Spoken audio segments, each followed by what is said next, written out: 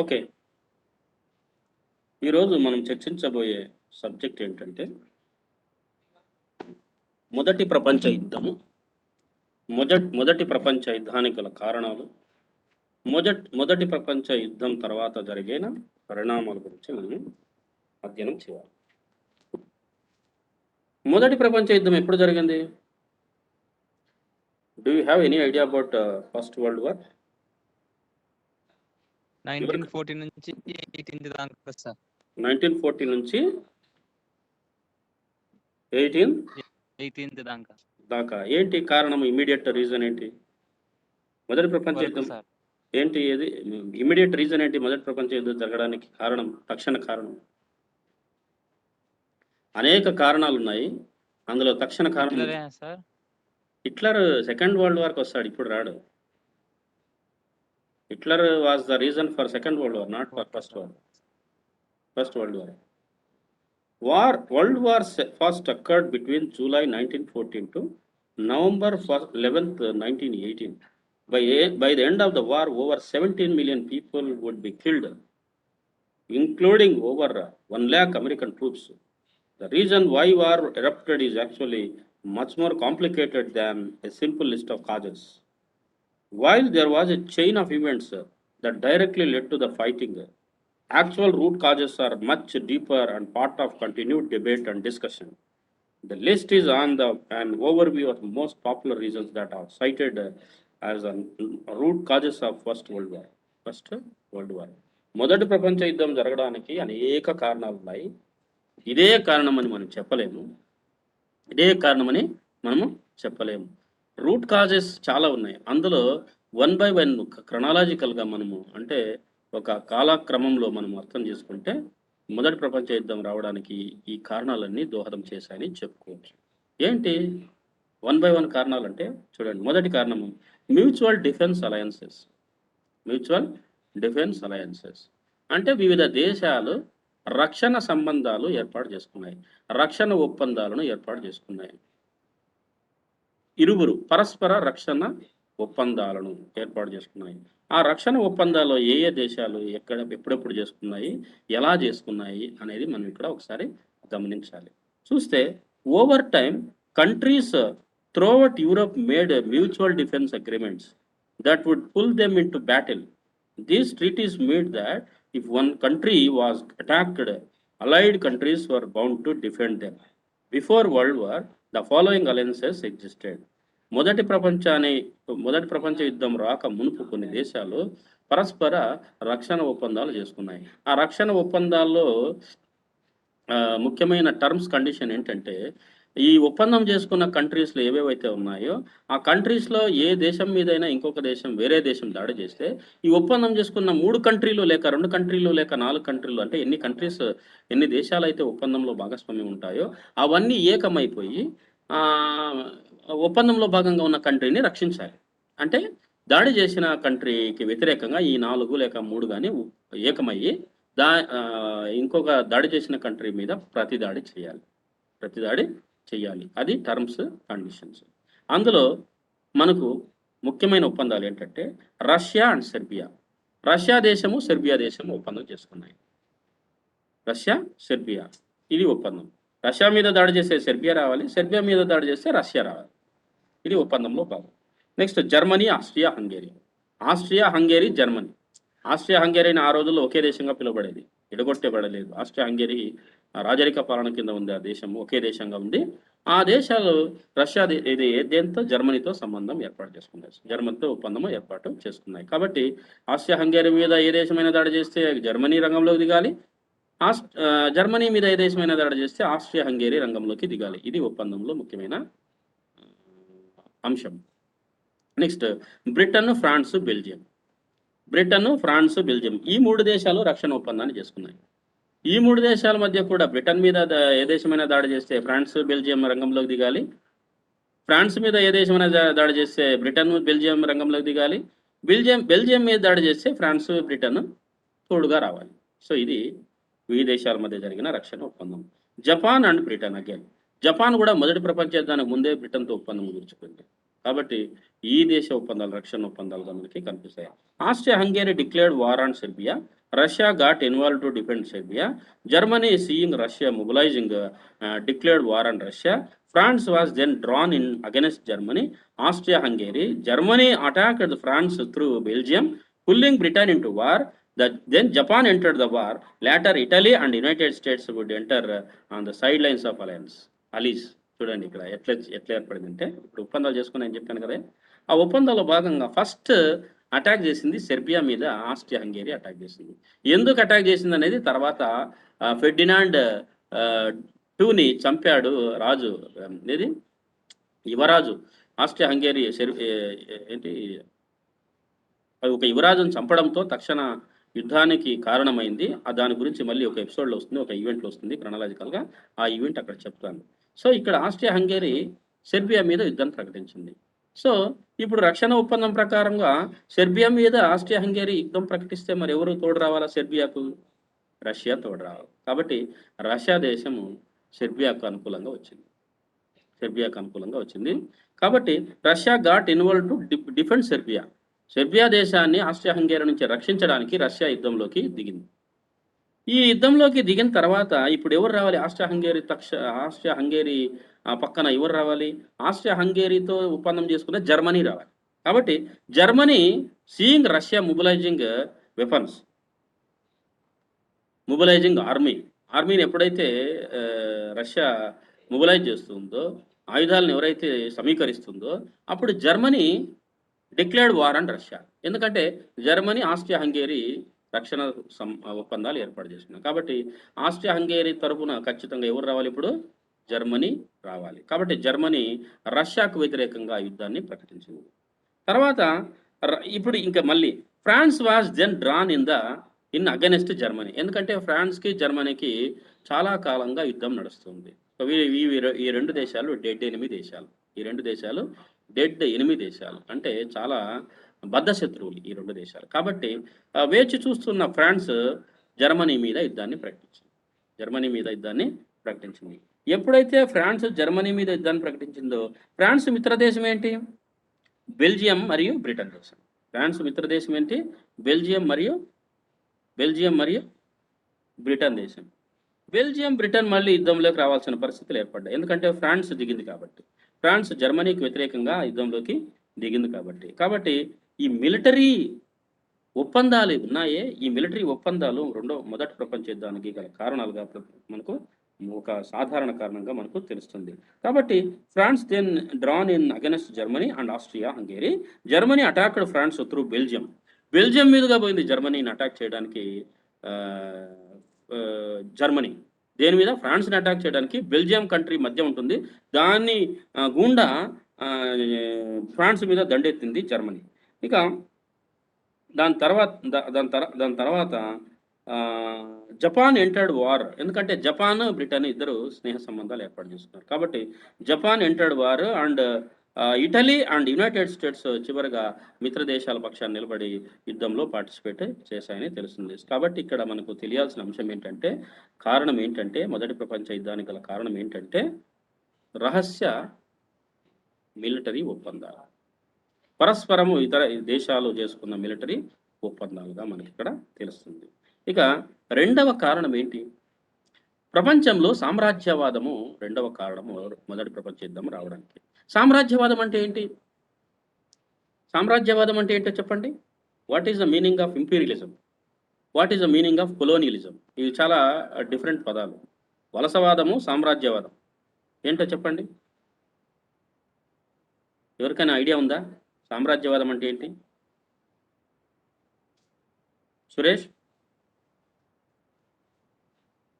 అన్ని కంట్రీస్లోనూ తమ రాజ్యాన్ని విస్తరించాలనుకోవడం. అన్ని కంట్రీస్లోనా తమ రాజ్యాల్ని తమ రాజ్యాన్ని విస్తరించాలనుకోవడము, తమే పాలన సాగించాలనుకోవడం సామ్రాజ్యవాదం. ఓకే. ఇంకా వలసవాదం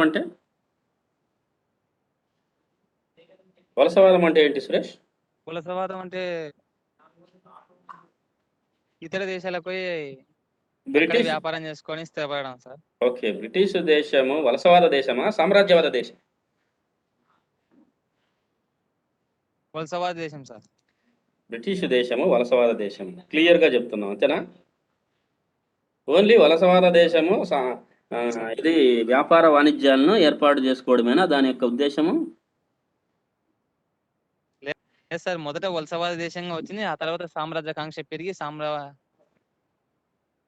సామ్రాజ్యకాంక్ష దేశంగా కూడా ఉంది సార్ అది. సరే, ఇప్పుడు చెప్తా, గుర్తుపెట్టుకో. వలసవాదం అంటే, సామ్రాజ్యవాదం అంటే సింపుల్గా తేడాలు ఏంటంటే, ఎవరో వీళ్ళు బాలు అండ్ మీ సింగిల్ అనేవాడు సార్ రాలేదు రాలేదు అని పెట్టినారు. లింక్ ఎందుకు రాలేదు వాళ్ళకి?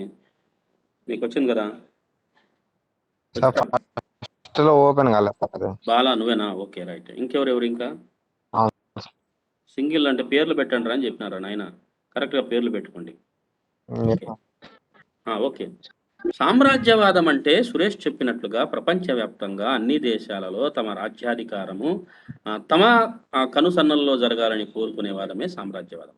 Only it is limited to political authority, political power. Political power అంటే రాజకీయ శక్తి లేక రాజ్య అధికారము వాళ్ళ చేతుల్లో ఉండాలి, లేక వాళ్లకు నచ్చిన వాళ్ళ చేతుల్లో ఉంచాలి, వాళ్ళ కనుసన్నల్లో పరిపాలన కొనసాగించాలి. దానికి మాత్రమే పరిమితమైంది సామ్రాజ్యవాదం. వలసవాదం అంటే ఏమిటంటే సామ్రాజ్యవాదం ఒక ఎక్స్టెన్షన్ వలసవాదం. సామ్రాజ్యవాదానికి విస్తరణ వలసవాదం. ఏంటి విస్తరణ అంటే రాజ్యాధికారంతో పాటు ఆ దేశంలో ఉండే సాంఘిక, ఆర్థిక, సామాజిక వ్యవస్థల్లో కూడా వాళ్ళ యొక్క లెజిటిమసీ, వాళ్ళ యొక్క హెజిమనీ ఏమంటే ఆధిపత్యం ఉండాలని కోరుకునే వాదమే వలసవాదం. వలసవాదం అంటే సామాజిక వ్యవస్థలోన వాళ్ళ యొక్క ఆధిపత్యం ఉండాలి, ఆర్థిక వ్యవస్థలోన వాళ్ళ యొక్క ఆధిపత్యం ఉండాలి, రాజకీయ అధికారాన్ని వాళ్లే అనుభవించాలి, ఆ దేశాన్ని వాళ్లే పరిపాలించాలి, వాళ్ళ జాతీయులే పరిపాలించాలి, సాంస్కృతిక వ్యవస్థలోన వాళ్ళ ప్రభావం కనిపించాలి. అన్ని విషయాలలోన అంతర్గత విషయాల్లో జోక్యం చేసుకుంటుంది, ప్రజల అంతర్గత విషయాల్లో జోక్యం చేసుకుంటుంది వలసవాదం. కాబట్టి వలసవాదం అనేది ఎక్స్టెన్సివ్ ఇన్ నేచర్, ఇంపీరియలిజం అనేది very narrow in nature. It is limited to only political power, gaining political power and retaining political power in once country and on behalf of them anybody can rule on behalf of them. వాళ్ళ తరపున ఎవరైనా పరిపాలన చేయవచ్చు, ఆ దేశంలో ఉండే వ్యక్తే పరిపాలన చేయొచ్చు వాళ్ళ కనసనుల్లో. అది సామ్రాజ్యవాదం. మరియు వలసవాదం అంటే వాళ్లే వస్తారు, వాళ్లే పరిపాలన చేస్తారు, వాళ్లే సామాజిక, ఆర్థిక, రాజకీయ, సాంస్కృతిక విషయాల్లో జోక్యం చేసుకుంటారు, విద్యా విషయంలో జోక్యం చేసుకుంటారు, వాళ్ళ ఆధిపత్యాన్ని కొనసాగిస్తారు, వాళ్ళ లెజిటిమసీని, వాళ్ళ హెజమనీని కొనసాగిస్తారు. అది వలసవాదం. కాబట్టి ఇది సామ్రాజ్యవాదము కూడా ఈ యుద్ధము ఏమంటారు దాన్ని, ఏం రావడానికి కారణము, మొదటి ప్రపంచ యుద్ధానికి గల కారణం ఏంటంటే సామ్రాజ్యవాదం. సామ్రాజ్యవాదం అంటే మనం ఇప్పుడు చెప్పినట్లుగా అన్ని దేశాల్లోన రాజకీయ అధికారాన్ని హస్తగతం చేసుకోవాలనే కోరిక అన్ని దేశాలకు ఉంది. ఏ దేశాలకు? అన్ని దేశాలకు. అది మనం ఇప్పుడు గమనించాలి. Imperialism is when a country increases there power and wealth by bringing additional territories under their control. Before world war, Africa and parts of Asia were points of contention among the European countries. This was essentially true because of the raw materials these areas would provide. The increasing competition and desire for greater empires led to an increase in confrontation that helped push the World War into World War One. మనం ఒకసారి చూస్తే మీకు ఒకసారి మళ్ళీ ప్రపంచ చరిత్రలోకి వెళ్ళాలి. ప్రపంచ చరిత్రలోకి వెళ్తే 18వ శతాబ్దము, 19వ శతాబ్దము ప్రారంభము, 18వ శతాబ్దము ప్రారంభం నుంచి 19వ శతాబ్దం ప్రారంభం వరకు ప్రపంచంలో మనకు ఏం మార్పులు జరిగాయి? పారిశ్రామిక విప్లవం వచ్చింది. పారిశ్రామిక విప్లవం రావడంతో ప్రపంచంలో సాంప్రదాయ ఉత్పత్తి పద్ధతులను విడనాడి అధునాతన ఉత్పత్తి పద్ధతులను కొనసాగించడం వల్ల ఉత్పత్తి విరివిరిగా పెరిగింది ఐరోపా ఖండంలో. యూరోప్ ఖండంలో ఉత్పత్తి పెరిగిపోయింది, టెక్స్టైల్స్ మిషన్స్ వచ్చాయి, చేనేతి మగ్గాలు పోయి. తర్వాత ఏమొచ్చాయి? అధునాతన యంత్రాలు, టెక్స్టైల్స్ మిషన్స్తో పాటుగా ముద్రణ యంత్రాలు వచ్చాయి. వాటితో పాటుగా రవాణా సౌకర్యాలు మెరుగయ్యాయి. రవాణా సౌకర్యాలు అంటే ఏంటి? రవాణా సౌకర్యాలు అంటే మనకు అంతకుముందు పడవల్లో ప్రయాణం చేస్తూ ఉండేవాళ్ళు, వీళ్ళు ఇప్పుడు స్టీమ్ ఇంజన్స్ వచ్చాయి. అంతకుముందు దిక్సూచి కనుక్కోవడం జరిగింది. రాతపూర్వకంగా ఒప్పందాలు లేవు అంతకుముందు, ఇప్పుడు రాతపూర్వకంగా ఒప్పందాలు, ముద్రణ యంత్రాలు వచ్చాయి. తర్వాత రవాణా సౌకర్యాలు వచ్చాయి, యంత్రాలు వచ్చాయి. అధునాతన పద్ధతుల ద్వారా ఉత్పత్తిని పెంపుదల చేసుకున్నారు ఐరోపాలో పారిశ్రామిక విప్లవం రావడం వల్ల. మరి వాళ్ళ ఉత్పత్తులు పెరిగాయి. ఉత్పత్తులు పెరిగాయంటే ఉత్పత్తి చేయాలంటే ఏం కావాలి? ఉత్పత్తి పెరిగిన తర్వాత ఉత్పత్తిని అమ్మాలంటే మార్కెట్లు కావాలి. ఉత్పత్తి చేయడానికి వాళ్లకు రా మెటీరియల్ కావాలి. అంటే ముడి సరుకులు కావాలి. ముడి సరుకులు కావాలి. వాళ్ళ దేశాల్లో ఉత్పత్తి జరగాలి. ఉత్పత్తి జరిగిన వస్తువులను మార్కెట్లలో అమ్మాలి. ఇవన్నీ కావాలంటే ఏం చేయాలి? వాళ్ళకి కొత్త వలసలు కావాలి, కొత్త రాజ్యాలు కావాలి. కొత్త రాజ్యాల కోసం వెంపర్లాడాలి. వలసవాదము మరియు సామ్రాజ్యవాదం కూడా మొదటి ప్రపంచ యుద్ధానికి గల కారణాలుగా తయారయ్యాయి. అప్పుడు ఏమైంది? ప్రపంచంలో ఆనాటి వరకు అగ్రగామి రాజ్యాలుగా ఉన్న బ్రిటన్, ఫ్రాన్స్, రష్యా ఇవి చాలా అగ్రగామి రాజ్యాలు, చాలా అగ్రభాగాన ఉన్న రాజ్యాలు. అందుకోసమే మనకు వలసవాద విస్తరణలో పోటీ పడ్డాయి ఈ దేశాలు. ఏవే దేశాలు? ఫ్రాన్స్, బ్రిటన్, తర్వాత డచ్, ఫ్రెంచ్, ఇంగ్లాండ్, అదే ఇంగ్లీష్ వారు, డచ్ వారు, ఫ్రెంచ్ వారు, పోర్చుగీస్ వారు వీళ్ళందరూ వలసల కోసం పోటీ పడ్డారు. భారతదేశానికి కూడా వచ్చింది వీళ్ళే. ఫస్ట్ పోర్చుగీస్ వారు వచ్చారు భారతదేశానికి, తర్వాత ఫ్రెంచ్ వారు వచ్చారు, తర్వాత ఇంగ్లీష్ వారు వచ్చారు, తర్వాత డచ్ వారు వచ్చారు. డచ్ అంటే ఇప్పుడు నెదర్లాండ్. డచ్ అంటే ఏంటి దేశము? ఇప్పుడు నెదర్లాండ్. నెదర్లాండ్ దేశాన్ని అప్పుడు డచ్ అని పిలిచేవాళ్ళు. సో ఇవన్నీ కూడా వలసల కోసం పోరాటం చేస్తుంది. మనకు ఎక్కడ వలసలు కావాలి వీళ్ళకు? ఐరోపా ఖండంలో కాదు వలసలు కావాల్సింది వీళ్ళకు. ఐరోపా దేశంలో కాదు వీళ్ళకి మార్కెట్లు కావాల్సింది. ఎందుకంటే ఆల్రెడీ వాళ్ళకి విరివిరిగా సంపద ఉంది, వాళ్ళకి ఆల్రెడీ విరివిరిగా ఉత్పత్తి ఉంది. ఆ ఉత్పత్తిని అమ్మాలి మరియు రా మెటీరియల్ ఉన్న ప్రాంతాలు వీళ్ళకి వలసలుగా కావాలి. రా మెటీరియల్ ఎక్కడున్నాయి? ఆసియా ఖండంలో ఉన్నాయి. అంటే ముడి సరుకులు ఆసియా ఖండంలో ఉన్నాయి. రా మెటీరియల్ ఎక్కడున్నాయి? ఆఫ్రికా ఖండంలో ఉన్నాయి. కాబట్టి ఆఫ్రికా ఖండము మరియు ఆసియా ఖండ దేశాలలో వీళ్ళు వలసల కోసం యుద్ధాలకు తెగబడ్డాయి. వీటితో పాటుగా ఈ దేశాలే అనుకుంటే మనము రష్యా మరియు ఫ్రాన్స్, బెల్జియము, తర్వాత డచ్, నెదర్లాండ్, తర్వాత పోర్చుగల్, తర్వాత బ్రిటన్, ఇవి కాక కొత్తగా ఆవిర్భవించిన దేశాలు, అప్పుడప్పుడే పుట్టిన దేశాలు 2 దేశాలు ఉన్నాయి. Italy and Germany. ఇటలీ ఏకీకరణ 1870లో జరిగింది. ఆ దశకంలో జరిగింది. జర్మనీ ఏకీకరణ బిస్మార్క్ ఆద్యుడు, ఇటలీ ఏకీకరణకు మాజిని ఆద్యుడు. సో వీళ్ళు బ్రిటన్తో పాటుగా ఫ్రాన్స్తో పాటుగా పోటీ పడుతున్నారు కొత్త వలసల కోసం. ఎక్కడ? ముఖ్యంగా ఆఫ్రికా ఖండంలో కెన్యా, కాంగో, కెన్యా, కాంగో, ఈ దేశాల లిబియా ఇవన్నీ ఉన్నాయి కదా. అక్కడ వీళ్ళు వలసల కోసము ఏ దేశాలతో పోటీ పడుతున్నాయి? బ్రిటన్తో, ముఖ్యంగా ఫ్రాన్స్తో, బ్రిటన్తో, నెదర్లాండ్తో, బెల్జియంతో వీళ్ళు పోటీ పడుతున్నారు. కాబట్టి ఇంపీరియలిజం, సామ్రాజ్యవాద కాంక్ష ఐరోపా దేశాల్లో ఉండడం కూడా మొదటి ప్రపంచ యుద్ధానికి కారణంగా మనం చెప్పవచ్చు. చూడండి ఎంత చరిత్ర ఉంది. సామ్రాజ్యవాద కాంక్ష ఎందుకంటే ఆ దేశంలో ఉండే అభివృద్ధి చెందని దేశంలో ఉండే ముడి సరుకులు ఏవైతే ఉన్నాయో ఆ ముడి సరుకులను దోపిడీ చేయడానికి, ఆ ముడి సరుకులను రవాణా చేసి వాళ్ళ దేశానికి తరలించుకెళ్ళి అక్కడ ఉత్పత్తి చేసి ఉత్పత్తి అయిన వస్తువులను మళ్ళీ అదే దేశాలకు తీసుకొచ్చి మార్కెట్ చేసి ఆదాయాలు సముపార్జించాలి, ఆ దేశ ఆర్థిక వ్యవస్థలో బలపరచాలనే కారణం. So this is also one of the main root causes of the First World War. What is imperialism? Extending their authority, political authority, extending their economic power and exploiting the raw material available in the African countries and Asian countries and exporting this raw material to their country and making production there and again exporting the production produced in the European countries to the underdeveloped countries, that Asian countries and African countries, and they sell here and they make profit and profit will be exported to, that means taken to European countries. Resultantly, European countries will become richer and prosper.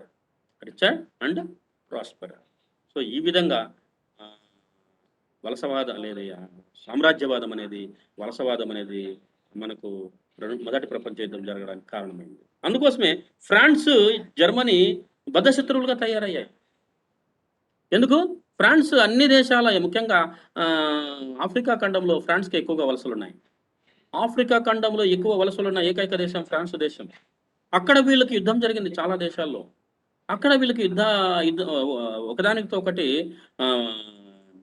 ఏమంటారు దాన్ని, తలబడ్డాయి. ఒకదానితో ఒకటి తలబడ్డాయి. మళ్ళీ ఫ్రాన్స్కి తర్వాత బ్రిటన్కు యుద్ధం జరిగింది. 7 సంవత్సరాల యుద్ధం జరిగింది. 7 సంగ్రామ ఇది దాన్ని ఏమంటారా సురేష్, ఏమంటారు దాన్ని, సప్తవర్ష సంగ్రామ యుద్ధం జరిగింది బ్రిటన్కి ఫ్రాన్స్కి. సప్తవర్ష సంగ్రామ యుద్ధం జరిగింది బ్రిటన్ ఫ్రాన్స్కి. అప్పుడే భారతదేశంలో కూడా ఆ టైంలోనే మనకు ఫ్రెంచ్ ఆంగ్లో యుద్ధాలు జరిగాయి. వాళ్ళు అక్కడ కొట్టుకుంటుంటే వీళ్ళు ఇక్కడ కొట్టుకుంటున్నారు ఇక్కడ ఉండేవాళ్ళు. ఫ్రెంచ్ ఆంగ్లో యుద్ధాలు ఇండియాలో ఒకసారి ఇండియన్ హిస్టరీలో వాటినే కర్ణాటక యుద్ధాలు అంటారు. 3 కర్ణాటక యుద్ధాలు జరిగాయి. అక్కడ 7 సప్తవర్ష సంగ్రామం జరుగుతున్న సమయంలోనే ఇక్కడ వీళ్ళు కొట్టుకుంటున్నారు.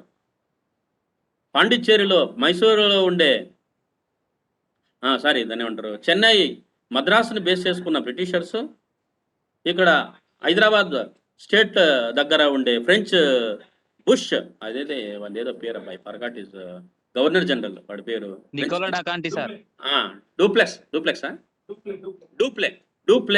ఇక్కడ వీళ్ళు యుద్ధాలు ప్రకటించారు. రాబర్ట్ క్లైవ్, డూప్లే, వీళ్ళిద్దరి మధ్య ఇక్కడ యుద్ధాలు 3 కర్ణాటక యుద్ధాలు ప్రారంభమై వీళ్ళు కొట్టుకోవడమే కాకుండా ఇక్కడ ఉండే లోకల్ ప్రిన్స్లీ స్టేట్స్ కూడా ఇన్వాల్వ్ చేయడం జరిగింది. టిప్పు సుల్తాన్ ఇన్వాల్వ్ చేశారు, హైదరాబాద్ స్టేట్ నవాబుని ఇన్వాల్వ్ చేశారు. సో ఆ విధంగా వాళ్ళ వలసల కోసము, వాళ్ళ సామ్రాజ్యవాదము సామ్రాజ్య ఆకాంక్ష కోసము ప్రపంచంలో మొదటి ప్రపంచ యుద్ధం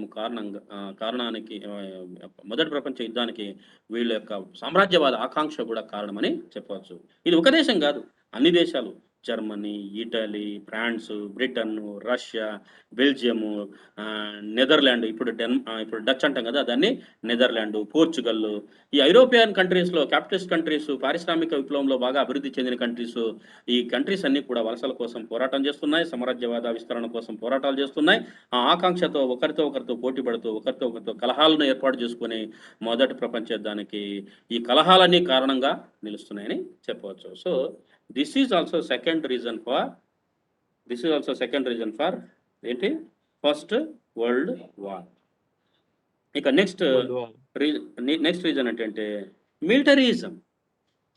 మిలిటరీజం అంటే ఏంటి, ఆయుధీకరణ లేక సైనికీకరణ అంటారు. As the world entered the 20th century, arms race had begun.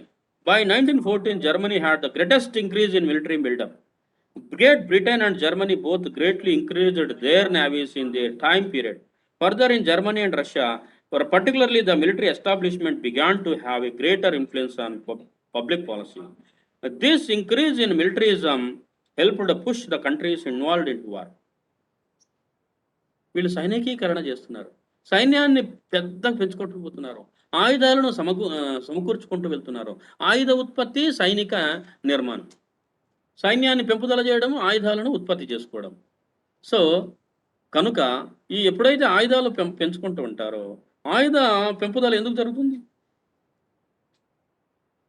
ఆయుధాల పెంపుదల ఎందుకు జరుగుతుందంటే ఆ దేశము శక్తివంతంగా ఉందని ప్రపంచానికి చెప్పడానికి, ఇతర దేశాలకి చెప్పడానికి, యుద్ధానికి మేము సిద్ధంగా ఉన్నామని చెప్పడానికి, యుద్ధానికి మీరు తలబడితే మీ మీద దాడులు చేస్తామని చెప్పడానికి. కాబట్టి సైన్యం విరివిరిగా పెంచుకుంది. జర్మనీ గ్రేటెస్ట్ ఆర్మీని కలిగి ఉంది, మిలిటరీ బిల్డప్ చేసుకుంది జర్మనీ 1914కి వచ్చేటప్పటికి.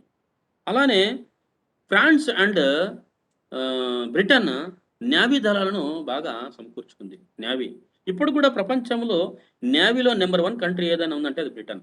బ్రిటన్ దేశం తర్వాతనే నేవీ, పవర్ఫుల్ నేవీ వ్యవస్థ కలిగిన దేశం బ్రిటన్ దేశం. ఇప్పుడు కూడా అమెరికా ఎయిర్ ఫోర్స్ ఉంది. అమెరికా ఎయిర్ ఫోర్స్ చాలా పవర్ఫుల్. సముద్ర రాణి అంటారు సార్. బ్రిటన్ని సముద్రపు రాణి అంటారు. ఎందుకంటే ఆనాటి నుంచి ఈనాటి వరకు సముద్రం మీద పెత్తనం చలాయిస్తున్న ఏకైక దేశం బ్రిటన్ దేశం. బట్ అమెరికా ఎయిర్ ఫోర్స్ కలిగి ఉంది, ఎయిర్ ఫోర్స్ బాగా బలంగా ఉంది.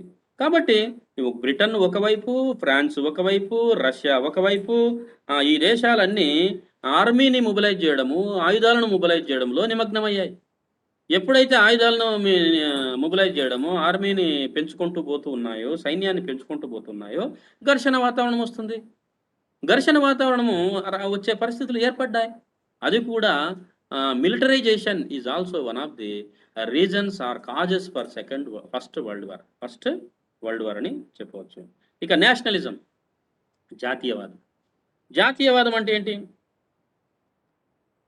భాషను ఆధారంగా చేసుకొని, సంస్కృతిని ఆధారంగా చేసుకొని, జీవన విధానాన్ని ఆధారంగా చేసుకొని, ఒకే భౌగోళిక ప్రాంతాన్ని ఆధారంగా చేసుకొని, ఒకే చరిత్రను ఆధారంగా చేసుకొని, ఒక చోట నివసించే ప్రజలందరూ ఒక జాతిగా గుర్తించబడాలనే భావం కలిగిన వాదమే జాతీయవాదం. అర్థమైందా? మీకు ఆల్రెడీ జాతీయత, జాతీయవాదం గురించి ఫస్ట్ ఇయర్‌లో డిస్కస్ చేశాం. సురేష్ గుర్తుందరా? Yes sir. Lord Bryce, R G గెటిల్.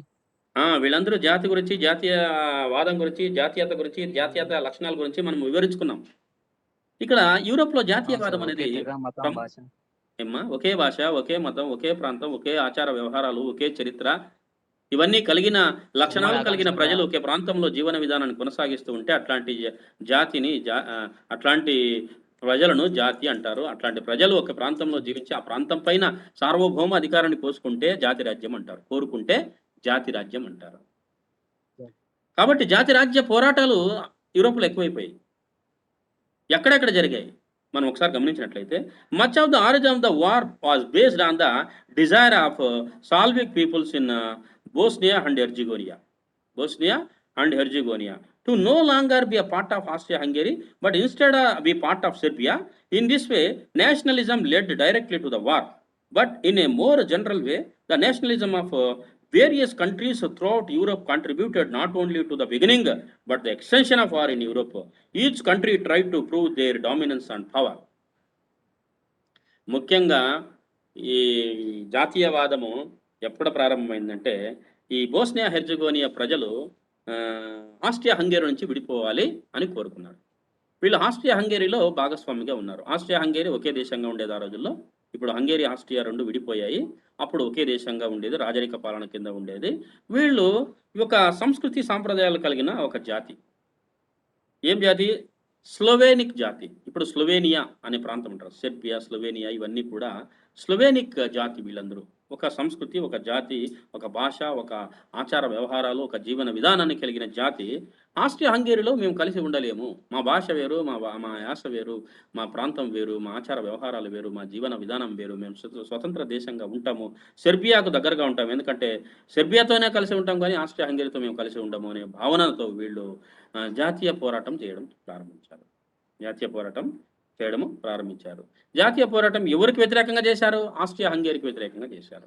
Austria హంగేరీకి వ్యతిరేకంగా జాతీయ పోరాటం చేస్తూ ఉన్న తరుణంలోనే యూరోప్లో అన్ని దేశాల్లోనే జాతీయ ఉద్యమాలు ప్రారంభమయ్యాయి అక్కడక్కడ. ఇది జాతీయ ఉద్యమము లేక జాతీయవాదము అనేది కూడా మొదటి ప్రపంచ యుద్ధానికి కారణంగా చెప్పుకోవచ్చు. అందులో భాగంగానే ఇమీడియట్ కాజ్ వచ్చింది. ఈ జాతీయవాదంలో భాగంగానే as part of nationalism, the immediate cause was arised due to the death of or assassination of Archduke Frank Ferdinand.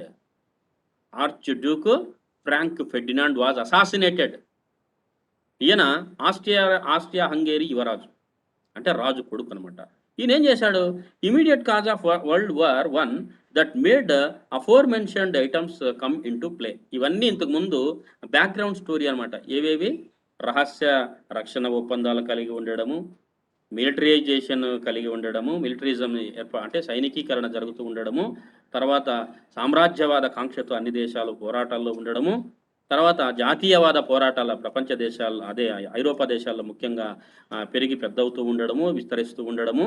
ఈ 4 కారణాలన్నిటినీ యాక్షన్లోకి తీసుకొచ్చిన సంఘటన, చర్యల్లోకి తీసుకొచ్చిన సంఘటన, యుద్ధంలోకి దింపిన సంఘటన ఏదైతే ఉందంటే అది ఆర్చ్డ్యూక్ ఫ్రాంచ్ ఫెర్డినాండ్ హత్య. ఇది మొదటి ప్రపంచ యుద్ధానికి తక్షణ కారణంగా చెప్పవచ్చు. This is the immediate cause of first world war. Killing Austria Hungary prince, యువరాజు ఆర్చ్డ్యూక్ ఫ్రాంక్ ఫెర్డినాండ్ ఈయన పేరు. ఈయన ఏం చేశాడంటే was the assassination of Archduke Frank Ferdinand of Austria-Hungary in June 1914. A Serbian nationalist terrorist group called Black Hand sent groups to assassinate the Archduke. Their first attempt failed when a driver avoided a grenade thrown at their car.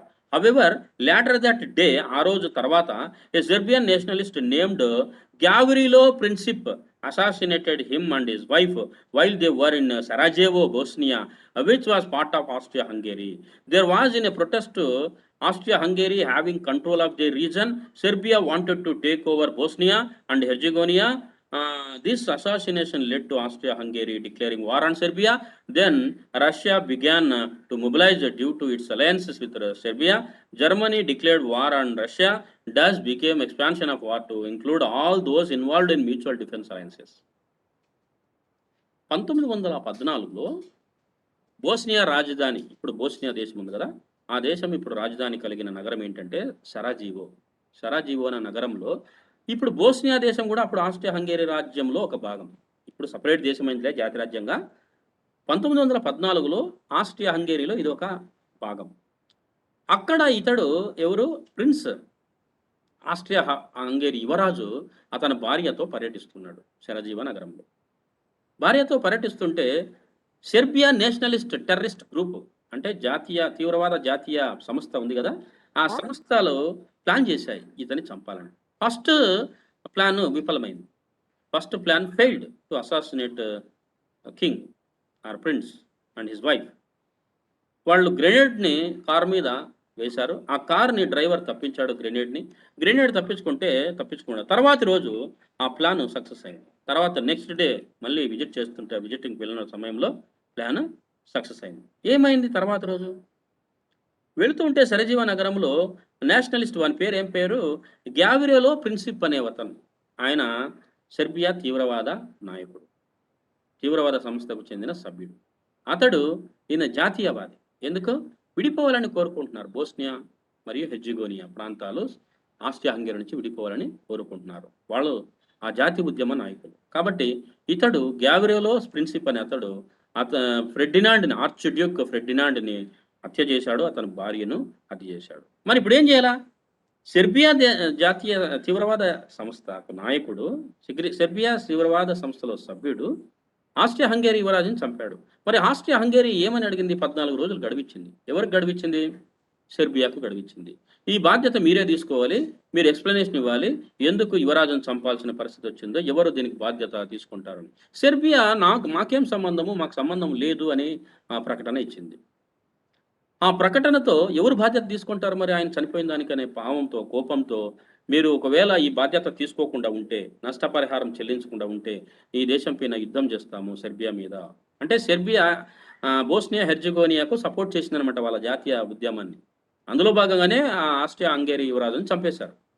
కాబట్టి Serbia మీద Austria Hungary యుద్ధాన్ని ప్రకటించింది. 14 days తర్వాత ఆ లోపల మీరు సమాధానం చెప్పకపోతే యుద్ధం చేస్తామని ప్రకటించింది. చెప్పలేదు, యుద్ధము ప్రకటించింది. మరి సెర్బియా రక్షణగా ఎవరు రావాలి ఇప్పుడు? ఇంతకుముందు మనకు రక్షణ ఒప్పందాల్లో భాగంగా సెర్బియా రష్యా ఒప్పందాలు చేసుకున్నాయి. కాబట్టి రష్యా సెర్బియా తరఫున యుద్ధంలోకి దిగింది. ఆస్ట్రియా హంగేరీకి వ్యతిరేకంగా రష్యా సెర్బియా తరఫున యుద్ధంలోకి దిగింది. మరి ఆస్ట్రియా హంగేరీ తరఫున ఎవరు రావాలి ఇప్పుడు? మళ్ళీ ఎవరు ఒప్పందం చేసుకున్నారు ఆస్ట్రియా హంగేరీతో? ఆస్ట్రియా హంగేరీ జర్మనీ ఒప్పందం చేసుకుంది. కాబట్టి జర్మనీ యుద్ధంలోకి దిగింది. జర్మనీ యుద్ధంలోకి దిగిన తర్వాత మళ్ళీ ఇప్పుడు ఎవరు యుద్ధంలోకి దిగాలి? ఫ్రాన్స్ యుద్ధంలోకి దిగింది. ఎందుకంటే ఫ్రాన్స్కు జర్మనీకి బద్ధ శత్రుత్వం కలిగి ఉంది. ఫ్రాన్స్ యుద్ధంలోకి దిగింది. ఫ్రాన్స్ దిగిన తర్వాత ఎవరు యుద్ధంలోకి దిగాలి? బ్రిటన్ దిగాలి, జపాన్ దిగాలి. ఎందుకంటే బ్రిటన్, ఫ్రాన్స్ మరియు బెల్జియం 2 దేశాల మధ్య ఒప్పందము, 3 దేశాల మధ్య ఒప్పందము, రక్షణ ఒప్పందం ఉంది. కాబట్టి బ్రిటన్ దిగింది. బెల్జియం ఆటోమేటిక్గా వస్తుంది జర్మనీకి వ్యతిరేకంగా. మరి బ్రిటన్ దిగిన తర్వాత ఎవరు యుద్ధంలోకి దిగాలి? జపాన్ దిగాలి. ఎందుకంటే జపాన్కి బ్రిటన్కి మధ్య రక్షణ ఒప్పందం జరిగింది. కాబట్టి జపాన్ దిగింది. కాబట్టి ఈ విధంగా ఈ ఒప్పందాల కారణంగా ఈ ఆర్చ్డ్యూక్ ఫెర్డినాండ్ని చంపిన కారణంగా తక్షణమే అన్ని దేశాలు యుద్ధంలోకి దిగిన సందర్భమైంది. ఆ విధంగా అన్ని దేశాలు యుద్ధంలోకి దిగి మొదటి ప్రపంచ యుద్ధంలో పాల్గొని ఎన్ని లక్షల ప్రాణాలకు వీళ్ళు పోవడానికి కారణమయ్యారంటే 17 మిలియన్ పీపుల్ వర్ డైడ్, అంటే 1,70,00,000 మంది. 17 మిలియన్స్ అంటే 1 మిలియన్ అంటే 10 కోట్లు, 17 కోట్లు సారీ. 1 మిలియన్ అంటే 10 lakhs, అంటే 10 మిలియన్లు అంటే కోటి. 7 మిలియన్స్ అంటే 70 lakhs, అంటే 1,70,00,000 మంది చనిపోయారు. అందులో 1,00,000 సైనికులు కేవలం అమెరికా సైనికులే చనిపోయారు మొదటి ప్రపంచ యుద్ధం. అమెరికాకు చెందిన వాళ్ళే 1,00,000 సైనికులు చనిపోయారు. సో ఇది తక్షణ కారణము మొదటి ప్రపంచ యుద్ధానికి అని చెప్పవచ్చు. ఇక వారు ఎట్లా జరిగింది, ఈవెంట్స్ ఎక్కడెక్కడ ఏమేమి జరిగింది, ఇది 5 కారణాలు మొదటి ప్రపంచ యుద్ధానికి చెప్పవచ్చు. ఈ 5 కారణాల్లో తక్షణ కారణమైనది ఈ ఆర్చిడ్యూక్ ఫెర్డినాండ్ని ఆస్ట్రియా హంగరీ యువరాజును చంపడమని మీరు రాయాలి. 1914లో బోస్నియా రాజధాని సరాజీవో నగరంలో చంపడం జరిగిందని చెప్పాలి. దాంతో సెర్బియా పైన ఆస్ట్రియా హంగరీ యుద్ధం ప్రకటించింది. ఆస్ట్రియా హంగరీ యుద్ధం ప్రకటించిన తర్వాత సెర్బియా తరఫున రక్షణగా రష్యా దిగింది. రష్యా గ్రేట్ మిలిటరీని మొబిలైజ్ చేస్తుందనే భావంతో జర్మనీ దిగింది. జర్మనీ యుద్ధంలోకి వచ్చిందనే భావంతో ఫ్రాన్స్ దిగింది. జర్మనీకి వ్యతిరేకంగా ఫ్రాన్స్ దిగిన కారణంగా బ్రిటన్ మరియు బెల్జియం ఫ్రాన్స్కు రక్షణగా యుద్ధంలోకి దిగాయి. మళ్ళీ బ్రిటన్కి రక్షణగా జపాన్ యుద్ధంలోకి దిగింది. సో ఇవన్నీ కూడా మొదటి ప్రపంచ యుద్ధ టైంలో ఇటలీ కూడా మిత్ర దేశాల పక్షానే ఉంది. ఇటలీ కూడా మిత్ర దేశాల పక్షానే ఉందని చెప్పవచ్చు. సో ఇది మొదటి ప్రపంచ యుద్ధానికి గల కారణాలు. ఇక ఈవెంట్స్ ఎక్కడెక్కడ ఎప్పుడెప్పుడు జరిగాయి మనం ఒకసారి చూస్తే, ఎప్పుడెప్పుడు assassin of Austrian archduke Franz Ferdinand June 20, 1948. ఆయన్ని చంపింది జూన్ 28వ తారీఖున 1914లో. Was the main catalyst for the start of great war, world war 1. After assassination the following series of events took place. ఏమేమి జరిగినాయి? July 28th, Austria declared on war Serbia. August 1, as Austria ally Germany declared war on Russia as ally of Serbia. August 3rd, 1914, Germany declared war on France as an ally of Russia, and immediately begins an invasion of neutral Belgium. August 4th, Great Britain as an ally ante mitru desham, ally of France declare war against Germany. United States President Wilson declares the United States will remain neutral. First neutral గానే ఉంది United states, యుద్ధంలో పాల్గొనలేదు, European రాజకీయాల్లో మనకు జోక్యం అవసరం లేదని ఉన్నాడు. కానీ 1918 ముగింపు వచ్చేటప్పటికి ఇది ఏమంటాం దాన్ని, యుద్ధంలో దిగింది, యుద్ధానికి ముగింపు పలికింది. అమెరికా జోక్యంతోనే యుద్ధం ముగిసింది. లేకుంటే అంతవరకు జర్మనీని ఓడించలేకపోయి, ఆస్ట్రియా హంగరీని ఓడించలేకపోయి. టర్కీ కూడా ఆస్ట్రియా హంగరీతో సంబంధాలు కలిగి ఉంది. టర్కీ కూడా జర్మనీతో సంబంధాలు ఏర్పాటు చేసుకుంది. కాబట్టి టర్కీ కూడా మొదటి ప్రపంచ యుద్ధంతో జర్మనీతో చేతులు కలిపి ఓడిపోయింది, నష్టానికి ఒడిగట్టిందని చెప్పవచ్చు. సరే, ఇప్పుడు వెస్టర్న్ అండ్ ఈస్టర్న్ ఫ్రంట్స్ ఏ విధంగా ఏర్పడ్డాయి మనం ఒకసారి చూద్దాం. టర్కీ కూడా ఇక్కడ వస్తుంది, టర్కీ గురించి కూడా మాట్లాడదాం.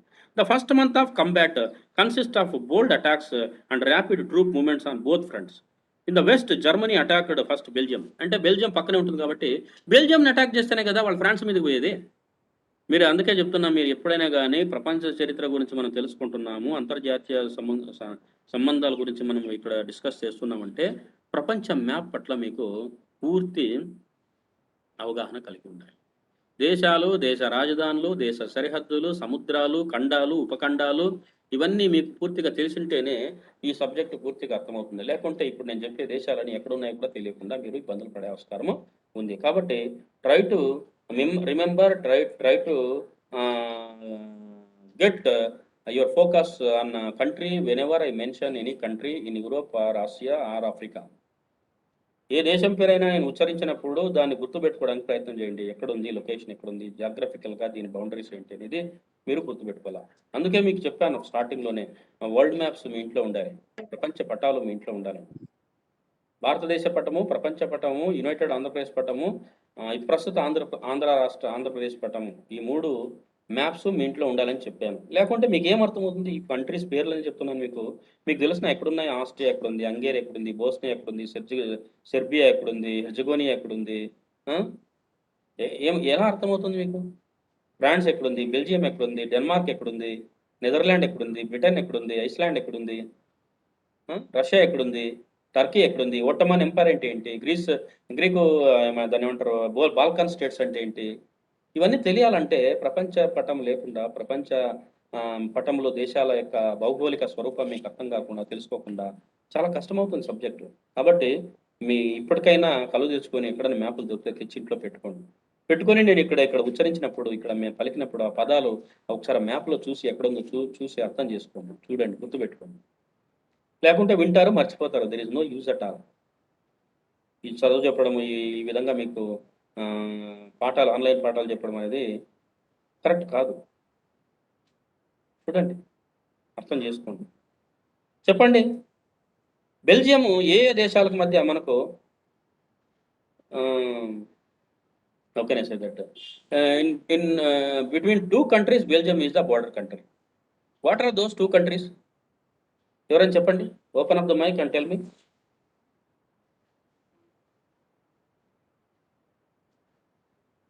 తెలీదు సార్. ఫ్రాన్స్కి జర్మనీకి మధ్య బెల్జియము సరిహద్దు దేశం. ఫ్రాన్స్ లెఫ్ట్ సైడ్ ఉంటుంది, జర్మనీ రైట్ సైడ్ ఉంటుంది, మధ్యలో బెల్జియం ఉంటుంది.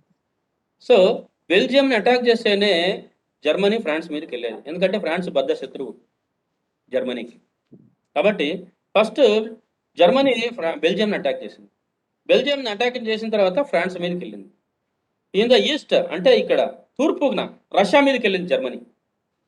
సో వెస్ట్లో అయితే మనకి ఎక్కడ వెస్ట్లో అయితే దీని వైపు వెళ్ళింది, బెల్జియం వైపు మరియు ఫ్రాన్స్ వైపు వెళ్ళింది. జర్మనీకి తూర్పున రష్యా మీదకి వెళ్ళింది, రష్యా మీదకి దాడికి వెళ్ళింది. Russia attacked both Germany and Austria హంగేరీని కూడా రష్యా అటాక్ చేసింది. తర్వాత ఇన్ ద సౌత్ అంటే దక్షిణానికి వచ్చేటప్పటికి ఆస్ట్రియా హంగేరీ అటాక్డ్ సెర్బియా.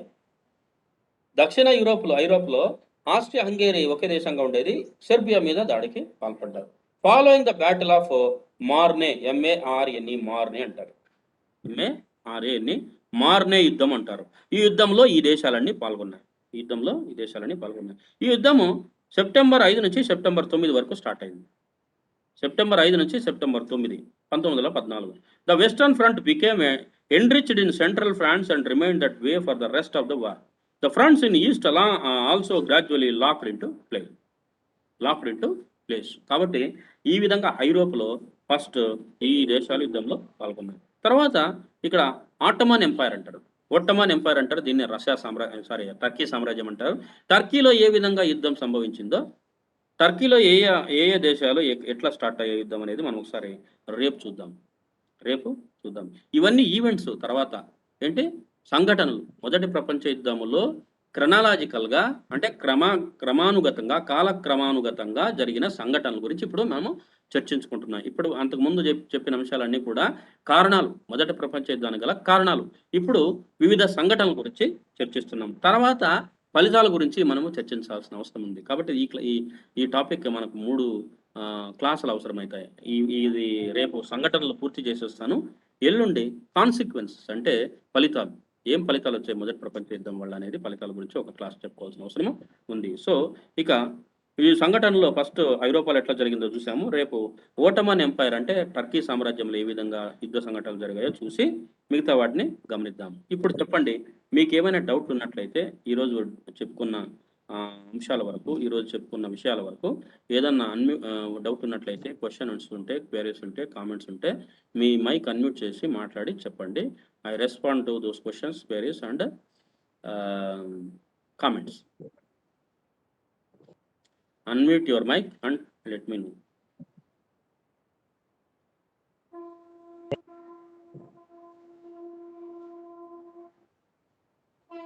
చెప్పండి. ఏం డౌట్ లేదు సార్, మ్యాప్లు ఒక్కటి పెట్టుకోవాలి. సరే, మ్యాప్లు పెట్టుకోకపోతే చాలా కష్టం అవుతుంది సురేష్. అవును సార్. ఎవరి దగ్గరైనా ఉన్నాయా ప్రపంచ పటం ఇంట్లో? నా దగ్గర ఓల్డ్ మ్యాప్ ఉంది సార్, ఇండియాది, ఆంధ్రప్రదేశ్ లేవు సార్. ఇంకా ప్రపంచ పటం ఉందా? అవును సార్. మరి తగిలించి ఇంట్లో గోడకి, నేను చెప్పినప్పుడు ఆ మ్యాప్లో కంట్రీస్ చూస్తూ ఉండు. Okay sir, okay. ఆ కంట్రీస్ చూస్తూ ఉంటే రిమెంబర్ ఉంటుంది, గుర్తుంటుంది. ఆ గుర్తు లేకుండా ఉంటే మీరు చరిత్రను అర్థం చేసుకోలేరు, ప్రపంచ చరిత్రను. ప్రపంచ చరిత్ర అనేది ప్రపంచ రాజకీయాలు అనేవి అంతర్జాతీయ సంబంధాలు అనేవి చాలా దగ్గరగా ఉంటాయి. ఓకేనా? Okay sir. కాబట్టి ఇవన్నీ అర్థం చేసుకోవాలంటే దేశాలు, దేశ రాజధానులు, దేశ సరిహద్దులు, సముద్రాలు, ఖండాలు వీటన్నిటి గురించి ప్రపంచం మొత్తం మీద అవగాహన కలిగి ఉంది. లేకుంటే అర్థం చేసుకోవడం కష్టమవుతుంది. ఖచ్చితంగా కొనండి. మీరు ఎక్కడ తెచ్చుకుంటారో, ఏం తెచ్చుకుంటారో కొని భగవాన్ తెచ్చుకోవాలి. బుక్ స్టోర్ దొరుకుతాయి సార్. ఎక్కడ? నంద్యాలనే భగవాన్ బుక్ స్టోర్ దొరుకుతాయి సార్. మరి తెచ్చుకోండి. నాగేంద్ర ఏదో రాశాడు చూడయ్యా, ఏంటి EANTI అని రాశాడు. ఏం నాగేంద్ర? రెస్పాండ్ ఏంటినా? అది ఏంటి నాగేంద్ర? లేడా? ఏంటి సురేష్? నాగేంద్ర ఏదో రాశాడు, ఒకసారి చదువు అది చాట్ బాక్స్లో. సార్ చాట్ బాక్స్లో చదువు.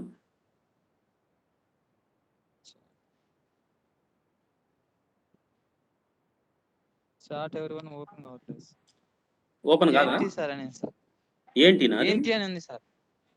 ఏంటి అని రాస్తున్నాడు సార్. EANTI ఏంటినా? Yes, sir.